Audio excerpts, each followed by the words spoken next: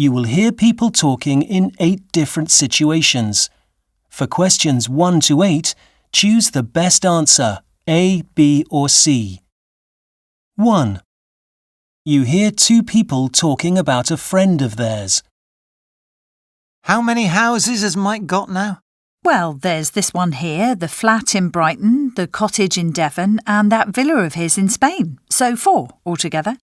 Easy for some, isn't it? I don't know. I get the impression he's fed up with it all, always moving around. I wouldn't be surprised if he got rid of everything over here and lived in Spain permanently. Is that what he said he'll do? Well, you know, Mike, it's not like him to talk much about his plans. But he did say he might settle down one day, stay in one place. And you know how much he likes Spain. 2. You overhear a man talking to a friend on his phone. I'm stressed out, to be honest, what with work and all the problems with the house. I need something to help me relax. Well, yeah, I did think about yoga, but the class is on Friday and I play squash then. And then I saw they do Pilates on Tuesdays and Thursdays, which would be ideal for me. Yeah, I know you did. And actually, I was wondering if you could tell me what it was like, what sort of things you did. I had a quick look online, but it's always better to talk to someone with first-hand experience. 3. You hear a woman talking about her family's financial situation. We just about get by, but it's a bit of a struggle. I can only get part-time work and Frank lost his job at the furniture factory last August. He's sent off loads of applications, but no luck so far. My mum and dad could probably help out, but somehow it doesn't seem right borrowing from them. They've been saving all their lives and I want them to enjoy their money now they're retired. There's nothing for it but to put my car on the market and see if I can get a decent price for it. The kids will just have to get the bus in the morning. 4. You hear a man talking about his job. I don't get to wear a uniform, with a cap and all like they do at some of the other hotels, but I do wear a suit. A decent one, tailor-made, not just any old suit. Inside at the front desk, they reckon I look smarter than the boss. I'm not so sure about that, but I do like to look good for the guests. I'm the first person they see before they go into the hotel. And I've got this long black overcoat as well. It can get pretty cold standing outside on the steps in winter, I can tell you.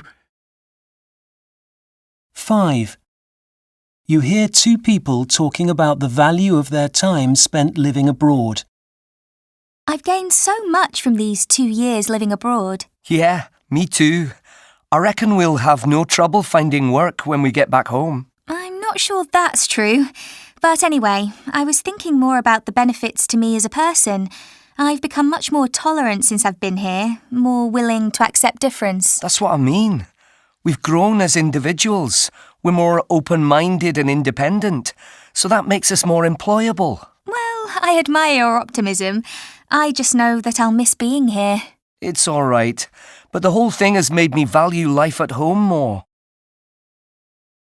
6. You hear a man talking on the radio.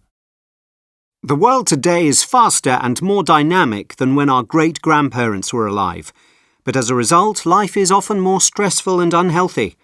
Self-help gurus offer people the hope of finding a solution to their problems, improving their health and well-being, and generally making their lives better. The author of Back to Basics says his guide will help you achieve all these things in a matter of weeks. He's lying. The only thing it's good for is sending you to sleep, and you'd be wasting your money if you bought it, and your time if you read it. 7. You hear 2 people talking about the village they both live in.